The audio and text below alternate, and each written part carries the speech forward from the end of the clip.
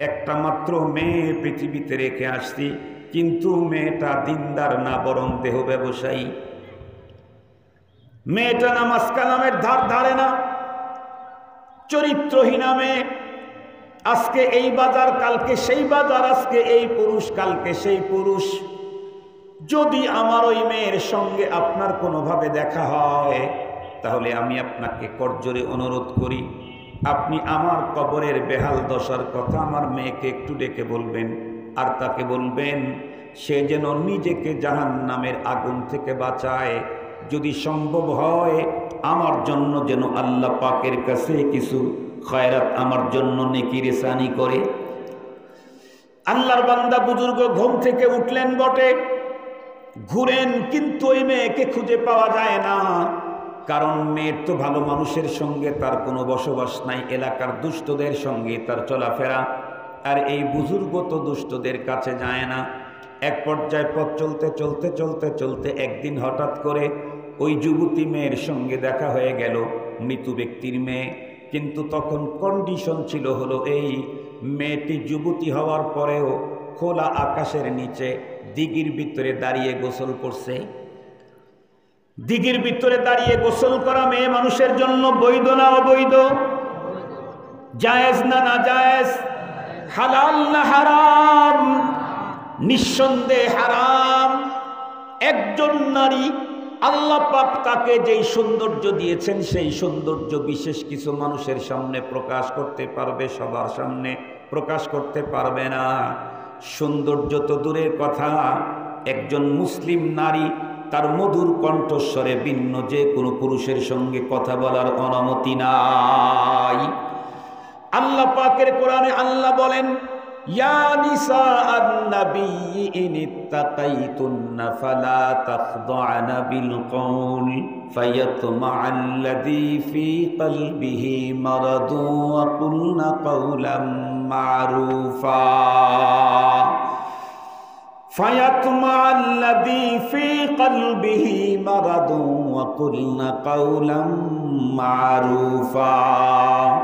আল্লাহ পাক নবীর স্ত্রীগণকে ডাইরেক্ট সম্বোধন করে কিয়ামত পর্যন্ত আনেওয়ালা সকল মুসলিম নারীদেরকে সম্বোধন করে বললেন, হে নবীর স্ত্রীগণ, হে মুসলিম নারীগণ, খবরদার জীবনেও তোমরা কোনোদিন ভিন্ন কোনো পুরুষের সঙ্গে তুমি তোমার মধুর কণ্ঠস্বর তো শুনতে দিও না। পরপুরুষের সঙ্গে কখনোই সুন্দর মিষ্টি ভাষায় কথা বলবা না। অন্য পুরুষের সঙ্গে কথা বলারই পারমিশন নাই। যদি প্রয়োজনের ক্ষেত্রে কথা বলতেই হয়, তাহলে কর্কশ ভাষায় কথা বলবা। কেন কেন? আল্লাহ পাক বলেন, তুমি যদি মধুর কণ্ঠস্বরে ভিন্ন কোনো পুরুষের সঙ্গে কথা বলো, তাহলে মনে রেখো, যেই পুরুষের অন্তরের ভিতরে রোগ আছে, দেহের রোগের কথা বলেন নেই, অন্তরে যাদের রোগ আছে, নেফাকির রোগ অথবা জৌফে ঈমানের রোগ যারা আছে, তোমার মধুর কণ্ঠস্বর শুনলে তোমাকে তার কাছে পাওয়ার জন্য লালসায় লিপ্ত হবে। আপনারা শুনলে বড় অবাক হবেন। হাকিমুল উম্মত মুজাদ্দিদুল মিল্লাত শাহ আশরাফ আলী থানভী রহমাতুল্লাহি আলাইহি তাম দুনিয়ার ভিতরে বন্ধুরা আমার হাকিমুল উম্মত নামে যিনি খ্যাতি অর্জন করেছিলেন, উনি ওনার কিতাবের ভিতরে লিখেছেন, ইন্ডিয়ার ভিতরে একজন আলেম দিনদার মানুষ ছিল, বড় বুজুর্গ ছিল। এই লোকটি বন্ধুরা আমার পথ চলতে চলতে কোনো এক রাত্রে ঘুমিয়ে গেছে। ঘুমের ঘরের ভিতরে পরিচিত তার একটা লোককে সে দেখতে পেল, যেই লোকটা বেশ কিছুদিন পূর্বে দুনিয়ার থেকে বিদায় নিয়েছে। উনি তখন ওই লোকটাকে জিজ্ঞাসা করলো, এই ঘুমন্ত ব্যক্তি বুজুর্গ ভাই তুমি কেমন আছো? লোকটি তখন উত্তর করলো, ভাই আমি কেমন থাকতে পারি, দুনিয়াতে আমার কোনো ছেলে সন্তান নাই, শুধুমাত্র একটা মেয়ে রেখে আসছি, আর পার্থিব জগতে আমি তখন কোনো যথেষ্ট পরিমাণে নেকির পুঁজি নিয়ে কবরে আসতে পারি নাই। এ কারণে আমার কবরের ভিতরে অবস্থা অত্যন্ত ভয়ঙ্কর।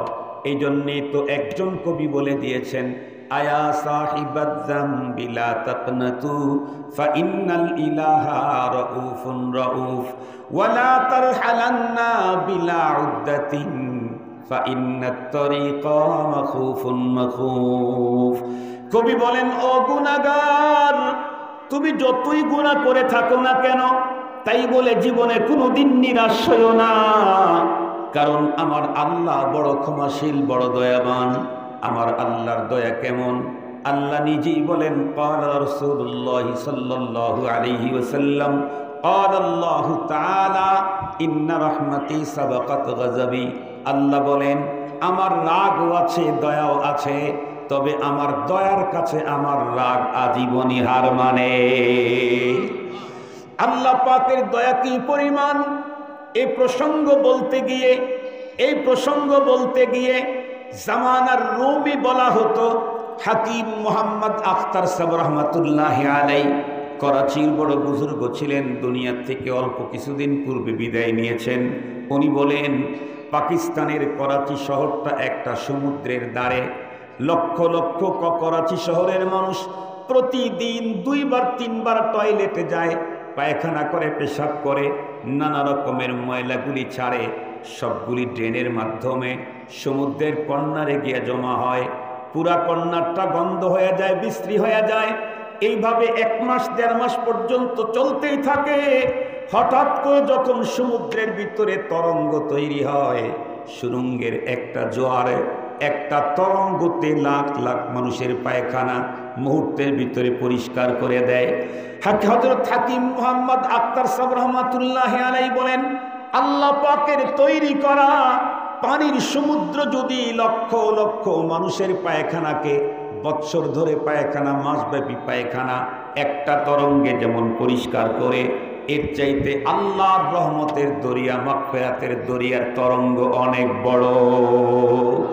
এ কারণেই একজন মানুষ 1000 বৎসর পর্যন্ত যখন গুনাহ করে এক পর্যায়ে যখন পরকালের ভয় তার অন্তরের ভিতরে ঢোকে, কবরের ভয় যখন তার অন্তরের ভিতরে ঢোকে, মৃত মানুষের কথা যখন তার স্মরণে চলে আসে, লোকটি তখন চোখের পানি ছেড়ে মালিকের সঙ্গে যখন কন্টাক্ট করে, ওর চোখের পানি ওর চোখের কর্নার দিয়ে জমিনের ভিতরে পড়ার আগে আল্লাহর মাগফিরাতের সমুদ্রের ভিতরে একটা তরঙ্গ তৈরি হয়।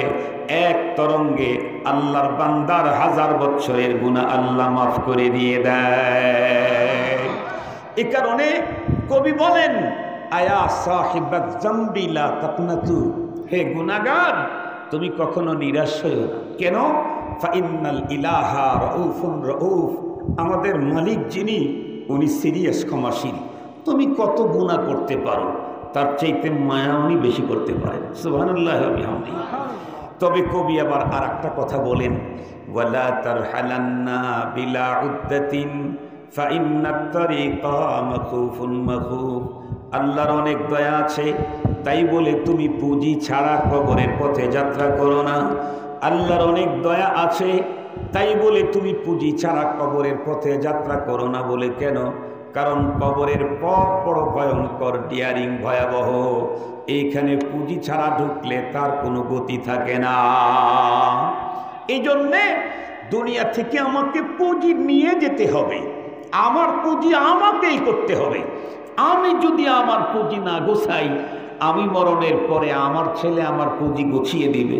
এ তো পাগলের বক্তব্য, এটা হলো পাগলের বক্তব্য। আমার পুঁজি আমি গোছাইলাম না, মরণের পরে আমার ছেলে আমাকে পুঁজি গুছিয়ে দিবে, এটা পাগলের বক্তব্য। এজন্য দুনিয়া থেকে প্রতিদিন আমাকে পরপারের পুঁজি বড় করতে হবে, বড় করতে হবে, বড় করতে হবে। এই যে আসছেন কোরআনী মজলিসে, বসতেন কষ্ট করে ধুলার আসনে, বাড়িতে কত সুন্দর বিছানা, ঘুমিয়ে থাকতে পারতেন, আরাম করতে পারতেন, ফ্যানের বাতাস লাগতো, স্ত্রী সন্তানেরা পাশে বসে থাকতো। ছেড়ে দিয়ে এখানে আসছেন, রব আপনাদেরকে খালি হাতে ফেরত দিবেন না। কিতাবে এসেছে, নিয়ত যদি সহি থাকে, সঠিকভাবে যদি কোরআনের কথাগুলি শুনতে থাকে, তাহলে গুনার বোঝা নিয়ে এখানে ঢুকেছি, গুনার পাহাড় নিয়ে ঢুকেছি। যখন এই এরিয়া থেকে বের হব, তখন কাউকে কাউকে ইখলাসের ভিত্তিতে, মা যেমন তাকে জন্ম দিয়েছিল নিষ্পাপ, তেমন করে আল্লাহ বের করে দিবে। কাউকে কাউকে একই স্কুলে পড়ে একজন সচিব হয় আর একজন ভ্যান চালায়, ঠিক বললাম না? ঠিক বললাম? একই স্কুলে, একই ক্লাসে, একই টিচার, একই বিদ্যালয়, একই বই, একজন হয় সচিব আর একজন ভ্যান চালায়। কেন? যে ভ্যান চালায় ও পড়ে নাই, ও ফাঁকি দিয়েছে, ওস্তাদকে ফাঁকি দেয় নাই, ও বিদ্যালয়কে ফাঁকি দেয় নাই, বাবাকে ফাঁকি দেয় নাই, ও নিজে নিজেকেই ফাঁকি দিয়েছে। এজন্য এখন ভ্যান চালাইতে হয়। আর যে ঠিকঠাক মতো নিয়ম মেনে, ওস্তাদের কমান্ড মেনে সঠিক পদ্ধতিতে পড়েছে, এখন তাকে সিকিউরিটি দেওয়ার জন্য সরকারের পুলিশ পাহারা এসে পথ চলতে থাকে। তার গাড়ির অভাব নাই, বাড়ির অভাব নাই, তার টাকার অভাব নাই, তার শান্তির অভাব নাই, তার চেয়ারের অভাব নাই, তার পাওয়ারের অভাব নাই। চোখের ইশারা করলে লাখ মানুষ জমা হয়ে যায়। ঠিক তদ্রূপ এই মাহফিলে অনেক মানুষ এমন আছে যারা ইখলাসের সাথে এসেছে, কোরআনের কথা দিল দিয়ে শুনছে, আমলের নিয়তে শুনছে। এরা যখন বের হবে সচিবের মতো করে আল্লাহ আরো বড় মর্যাদা দিয়ে বের করে দিয়ে দিবে। এই জন্য মুহতারাম হাজিরিন, যখনই আল্লাহ যতদিন দুনিয়াতে বাঁচিয়ে রাখেন, যেখানেই বয়ান শুনতে যান, সুর স্বর ঢং, কেমনে বিড়ি খায়, কেমনে গান গায়, এগুলি দেখার নিয়ত করে কখনো যায়েন না। তাইলে কিন্তু ওই যে স্কুলে পড়েও ভ্যান চালকের মতো হতে হবে। ওয়াজ মাহফিলে গিয়েও নিজের কোনো গুনাহ মাফ হবে না, আমল নামায় নেকি জমা হবে না। খালি হাতে ফিরে আসতে হবে, আসতে হবে ইখলাসের সাথে, বসতে হবে নিয়ম মেনে। তাহলে আল্লাহ যিনি বলতেছেন তাকে যেই পরিমাণে নেকি দিবেন, যিনি শুনতেছেন তাকে সেম নেকি আল্লাহ দান করবেন। মুহতারাম হাজিরিন, তো বাবার হকের কথা বলতেছিলাম, মনে আছে না আপনাদের? ওই যে এক আল্লাহর বান্দা বুজুর্গ মানুষ স্বপ্ন দেখলেন আর একজন লোককে, যে লোকটা মারা গেছে। তো জিজ্ঞাসা করলো স্বপ্নেই, ভাই আপনি কেমন আছেন? উনি বলতেছে, আমি কেমন থাকবো, আমার তো নসিব বড় খারাপ। কেন? আল্লাহ আমাকে কোনো ছেলে সন্তান দেয়নি। তো তাতে সমস্যা কি? আল্লাহ একটা শুধু মেয়ে দিয়েছেন, আর আমিও দুনিয়া থেকে পর্যাপ্ত পরিমাণে পুঁজি নিয়ে কবরে আসতে পারি নাই। আমার আমল নামায় অনেক গুনাহ, এ কারণে আমাকে এখন দৈনিক এই টাইম থেকে এই টাইম পর্যন্ত শাস্তি দেওয়া হয়। এই কথা বলে লোকটা কান্নাকাটি করে জীবিত বুজুর্গকে ডেকে বলল, ভাই আপনি তো আমার এই একটা মাত্র মেয়ে আছে, তাকে আপনি চিনেন? বলে, হ্যাঁ চিনি, কিন্তু দুঃখের কথা আপনি তো আমার মেয়ের খোঁজ রাখেন না। বলে, না জানি না, কি করে এখন জানি না। লোকটি তখন লজ্জায় তখন উত্তর করলো, কি বলবো ভাই, একটা মাত্র মেয়ে পৃথিবীতে রেখে আসছি, কিন্তু মেয়েটা দিনদার না, বরং দেহ ব্যবসায়ী। মেয়েটা নামাজ কালামের ধার ধারে না, চরিত্রহীনা মেয়ে। আজকে এই বাজার, কালকে সেই বাজার, আজকে এই পুরুষ, কালকে সেই পুরুষ।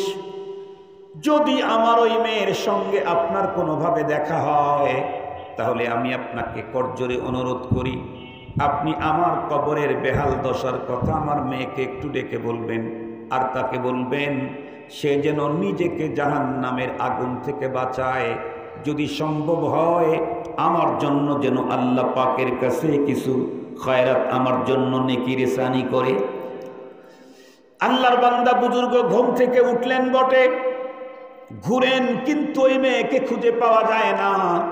কারণ মেয়ের তো ভালো মানুষের সঙ্গে তার কোনো বসবাস নাই, এলাকার দুষ্টদের সঙ্গে তার চলাফেরা। আর এই বুজুর্গ তো দুষ্টদের কাছে যায় না। এক পর্যায়ে পথ চলতে চলতে চলতে চলতে একদিন হঠাৎ করে ওই যুবতী মেয়ের সঙ্গে দেখা হয়ে গেল, মৃত ব্যক্তির মেয়ে। কিন্তু তখন কন্ডিশন ছিল হলো এই, মেয়েটি যুবতী হওয়ার পরেও খোলা আকাশের নিচে দিঘির ভিতরে দাঁড়িয়ে গোসল করছে। দিঘির ভিতরে দাঁড়িয়ে গোসল করা মেয়ে মানুষের জন্য বৈধ না অবৈধ? জায়েজ না নাজায়েজ? হালাল না হারাম? নিঃসন্দেহে হারাম। একজন নারী আল্লাহ পাক তাকে যেই সৌন্দর্য দিয়েছেন, সেই সৌন্দর্য বিশেষ কিছু মানুষের সামনে প্রকাশ করতে পারবে, সবার সামনে প্রকাশ করতে পারবে না। সৌন্দর্য তো দূরের কথা, একজন মুসলিম নারী তার মধুর কণ্ঠস্বরে ভিন্ন যে কোনো পুরুষের সঙ্গে কথা বলার অনুমতি নাই। আল্লাহ পাকের কোরআনে আল্লাহ বলেন, ইয়া নিসা আন-নাবিয়্যি ইন ইত্তাকাইতুন্না ফালা তাখদা'না বিল কওল ফায়াতমা'আল্লাযী ফী কলবিহি মারাদুন ওয়া কুলনা কাওলাম মা'রুফা ফায়াতমা'আল্লাযী ফী কলবিহি মারাদুন ওয়া কুলনা কাওলাম মা'রুফা। আল্লাহ পাক নবীর স্ত্রীগণকে ডাইরেক্ট সম্বোধন করে কিয়ামত পর্যন্ত আনেওয়ালা সকল মুসলিম নারীদেরকে সম্বোধন করে বললেন, হে নবীর স্ত্রীগণ, হে মুসলিম নারীগণ, খবরদার জীবনেও তোমরা কোনোদিন ভিন্ন কোনো পুরুষের সঙ্গে তুমি তোমার মধুর কণ্ঠস্বর তো শুনতে দিও না। পরপুরুষের সঙ্গে কখনোই সুন্দর মিষ্টি ভাষায় কথা বলবা না। অন্য পুরুষের সঙ্গে কথা বলারই পারমিশন নাই। যদি প্রয়োজনের ক্ষেত্রে কথা বলতেই হয় তাহলে কর্কশ ভাষায় কথা বলবা। কেন কেন? আল্লাহ পাক বলেন, তুমি যদি মধুর কণ্ঠস্বরে ভিন্ন কোনো পুরুষের সঙ্গে কথা বলো তাহলে মনে রেখো, যেই পুরুষের অন্তরের ভিতরে রোগ আছে, দেহের রোগের কথা বলেন নেই, অন্তরে যাদের রোগ আছে, নেফাকির রোগ অথবা জউফে ঈমানের রোগ যারা আছে, তোমার মধুর কণ্ঠস্বর শুনলে তোমাকে তার কাছে পাওয়ার জন্য লালসায় লিপ্ত হবে। মুসলমান ভাইরা রে আমার, শরীয়ত আর কোরআন নারীদের আওয়াজ পর্যন্ত পর্দা করতে বলেছেন, অথচ এই মুসলিম নারী খোলা আকাশের নিচে দিঘির ভিতরে দাঁড়িয়ে দাঁড়িয়ে গোসল করছে, কবিরা গুনাহ। এরপরেও আল্লাহর বান্দা দেখতেই পায় না। আজকে তাকে পেয়ে লজ্জায় নিজে পুরুষটা মাথা নিচের দিকে দিয়ে মহিলাকে ডেকে বলল, মা শোনো, তোমাকে দুইটা কথা বলার জন্য খুঁজি পাই না। বলে কি কথা বলেন? ওর ভাবটাই অন্য রকমের। এই বুজুর্গ উত্তর করলেন, মা কয়েকদিন পূর্বে স্বপ্নের ঘরে আমি তোমার আব্বার সঙ্গে দেখা পেয়েছি। তোমার আব্বাকে জিজ্ঞাসা করলাম, পরপারে আপনি কেমন আছেন? সে উত্তর করলো, বড় শাস্তির ভিতরে আছি। এই জন্য তোমার ব্যাপারে তোমার বাবা আমাকে মেসেজ করেছে, আমি যেন তোমাকে বলি তুমি নাকি গুনাহের কাজে লিপ্ত আছো, তুমি তোমাকে জাহান্নামের আগুন থেকে বাঁচাও। আর যদি সম্ভব হয় বাবার জন্য রুহের মাগফিরাতে কিছু আল্লাহর রাস্তায় দান করে নেকির ব্যবস্থা করে দাও। বুজুর্গ বলেন, বাবার পরপারের কষ্টের কথা বলার পরেও মেয়েটির অন্তর কিঞ্চিত পরিমাণ গলল না। আমি অবাক হয়ে গেলাম, আল্লাহ তোমার জমিনে এত কঠোর হৃদয়ের নারীও তুমি তৈরি করেছো, বাবার পরপারের কষ্টের কথা শুনেও যার অন্তরটা গলে না, এর চাইতে বড় সঙ্গে দিল মানুষ দুনিয়ার ভিতরে আর কে হবে? একটা পর্যায়ে ওই মেয়েটি দীর্ঘক্ষণ পর্যন্ত দাঁড়িয়ে থাকলো থমকে, কোনো উত্তর দিচ্ছে না। একটা পর্যায়ে সে পানির ভিতরে দাঁড়িয়েছিল, পানির ভিতর থেকে এক চোল পানি বন্ধুরা আমার হাতে নিল, নিয়ে বন্ধুরা আমার শুষ্ক শুষ্ক জায়গার দিকে এভাবে ছুঁড়ে দিয়ে বলল, এ আল্লাহর বান্দা বুড়ো, আমি আমার বাবার জন্য এই পানিটুকুন এখন দিলাম, এর চাইতে বেশি কিছু দেওয়ার মতো সুযোগ আমার কাছে নেই। আল্লাহর বান্দা বুজুর্গ চোখের পানি ছেড়ে কান্না করলেন, আল্লাহ পৃথিবীতে নারী নামক কেমন সঙ্গে দিলের মানুষ তুমি তৈরি করেছো। বাবার পরপারের কষ্টের কথা শুনেও সে আমার দিকে তাচ্ছিল্য করে এক চোল পানি ফিকে দিল। সে বলে বাবার জন্য এর চাইতে বেশি কিছু দেওয়ার সুযোগ নাই। উনি তখন কান্নাকাটি করে চলে গেলেন। একদিন, 2 দিন, 3 দিন পরে ঘুমের ঘরে আবার স্বপ্নে ওই লোকের সঙ্গে এই বুজুর্গের দেখা হয়ে গেল। হাকিমুল উম্মত থানবী রহমাতুল্লাহি আলাইহি বলেন, উনি তখন জিজ্ঞাসা করবেন, ভাই তুমি কেমন আছো?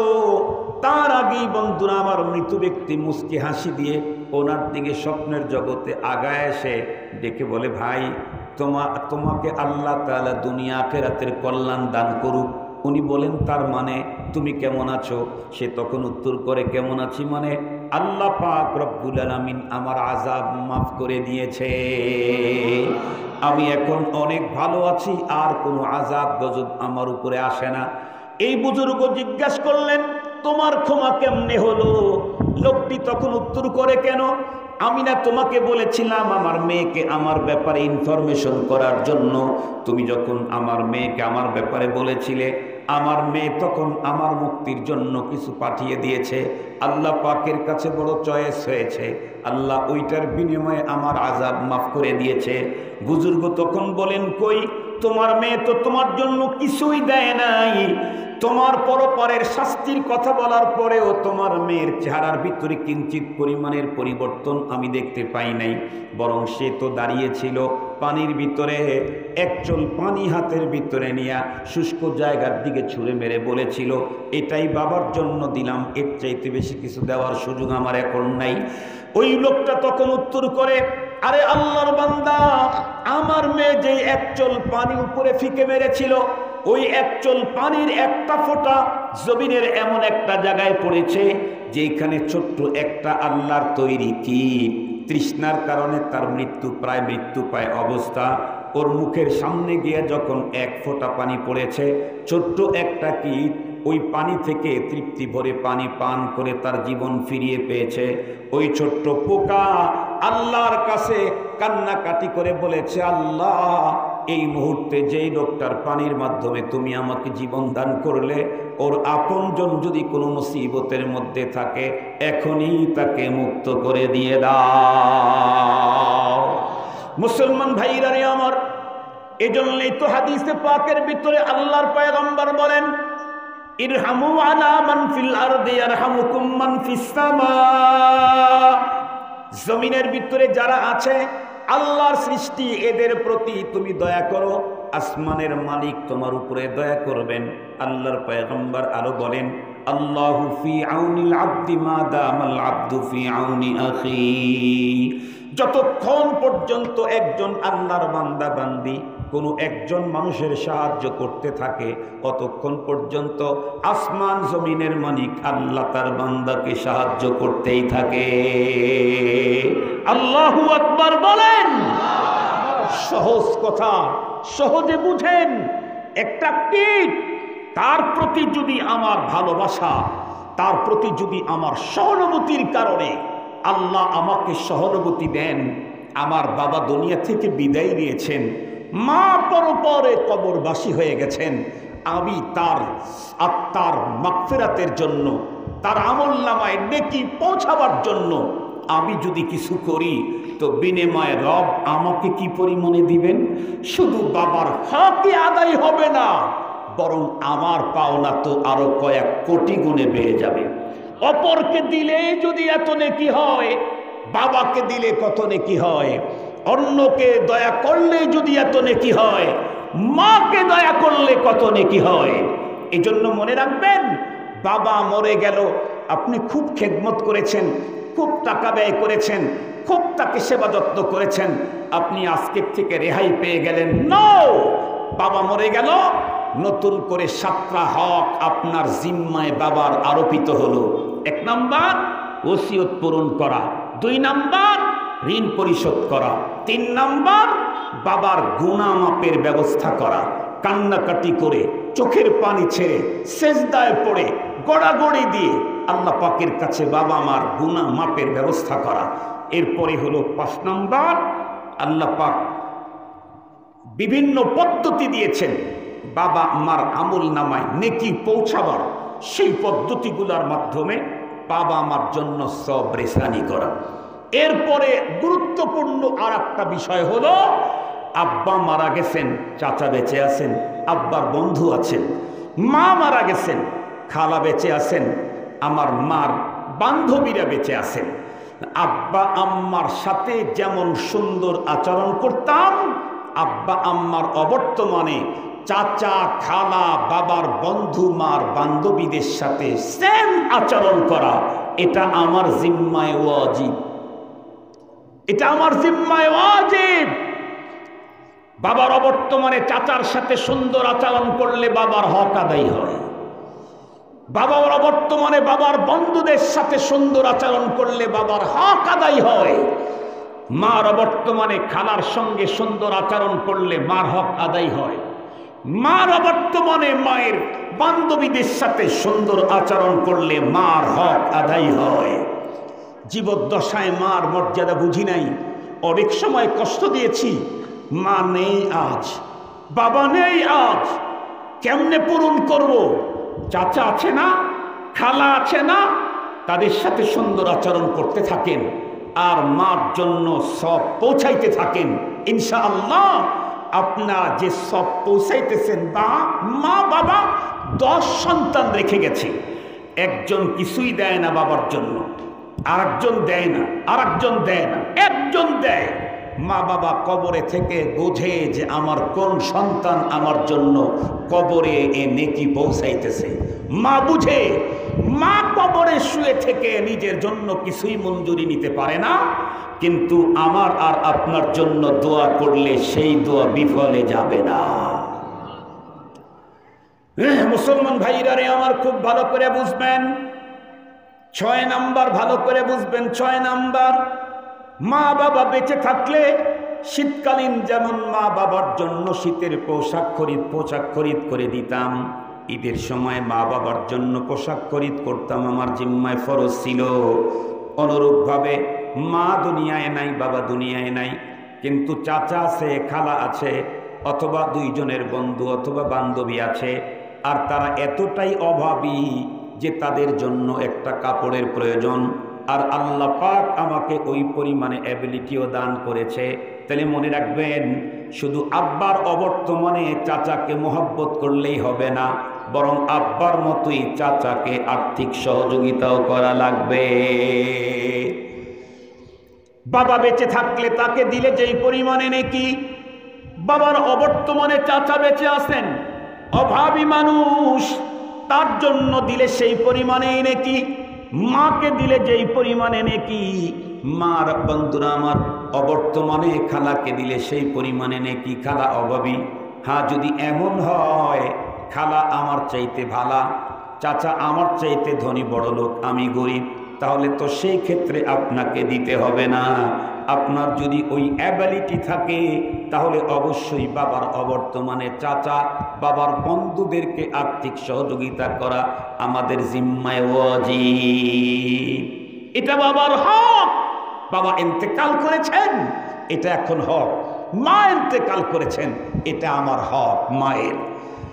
7 নাম্বার, এত কিছু করলাম, বাবার ওসিয়ত পালন করলাম, ঋণ দিলাম, বাবার গুনাহ মাফের জন্য আল্লাহর কাছে কান্নাকাটি করলাম, বাবার আমল নামায় নেকি পৌঁছায় দিলাম, বাবার অবর্তমানে চাচা, বাবার বন্ধুদের সঙ্গে সুন্দর আচরণ করলাম, ইভেন তাদের প্রয়োজনে আমি অনেক অর্থ সম্পদ ব্যয় করলাম, খেদমত করলাম, তারপরেও বন্ধুরা আমার হক পুরোপুরি হবে না। আরও একটা হক আমাদের প্রত্যেকের জিম্মায় রয়ে গেল, সেটি হলো মাঝে মাঝে মা বাবার কবরে গিয়া জিয়ারত করা, এটাও হক। কিন্তু দুঃখের বিষয় হলো, বর্তমান সময়ে আমাদের কন্ডিশন হলো, আমরা সপ্তাহে 2 বার শ্বশুর বাড়িতে গিয়ে শ্বশুর শাশুড়ির সঙ্গে দেখা করার সুযোগ পাই, বৎসরে 1 বারও আব্বা আম্মার কবরের পাশে যাওয়ার টাইম নাই। ঠিক বললাম না? ঠিক বললাম? মাসে 2 বার 3 বার শ্বশুর বাড়িতে যাওয়ার সুযোগ আছে।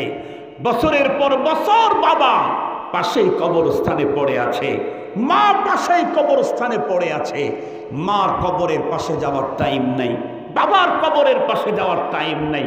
আপনি বুখারী খতম করে যতই দোয়া করেন, তাহাজ্জুদের নামাজ পড়ে যতই দোয়া করেন, আপনি যদি নির্ধারিত এরিয়াতে থাকেন, আপনি সৌদিতে থাকেন, আপনি কানাডার প্রবাসী হয়ে গেছেন, আপনি আমেরিকার সিটিজেনশিপ পেয়েছেন, আপনার তো আর আসা সম্ভব না, সেটা তো ভিন্ন কথা। কিন্তু আপনি সিরাজগঞ্জ শহরে থাকেন, বাবার লাশটা গ্রাম পাঙ্গাসী কবরস্থানে, ইচ্ছা করলে তো সপ্তাহেই আসা যায়। আপনি সেখানে আসবেন না, শুধু ওখান থেকে বাবার নামে ছাগল দিবেন, বাবার নামে গরু দিবেন। নিঃসন্দেহে গরু দিলে একটা হক তো আদায় হলো, সব রেসারি হলো। বাবার জন্য তাহাজ্জুদে কান্না করে গুনাহ মাফ চাইলেন, একটা হক তো আদায় হলো।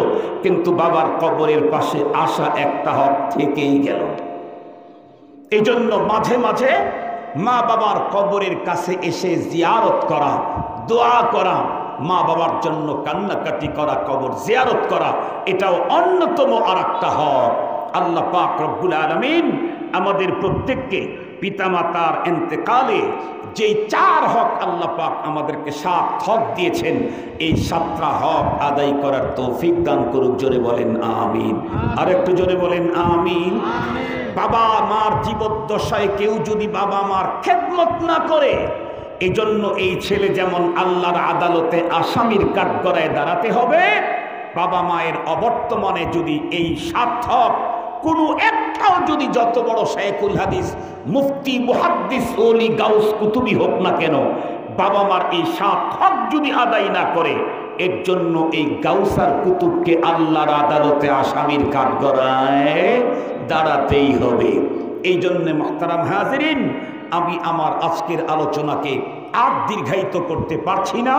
আমি ওয়াদা দিয়েছিলাম বাবা মা ইন্তেকালের পরে সন্তানের জিম্মায় যে হকগুলি থাকে সেগুলি আজকে আপনাদেরকে নাম্বার করে বুঝিয়ে দেব। আল্লাহ পাক আমাকে সেই তৌফিক দিয়েছেন, আমি আপনাদেরকে বুঝিয়ে দিয়েছি। আল্লাহ পাক আমাদের প্রত্যেকের পিতামাতা যাদের বেঁচে আছে এদের জন্য 7 হক, এটা আর এক সময় শুনেন। যাদের পিতামাতা মারা গেছে তাদের জন্য এই 7 হক আল্লাহ পাক আমল করার, বাস্তবায়ন করার, হক আদায় করার তৌফিক দান করুক। আর একটু জোরে বলেন না আমিন।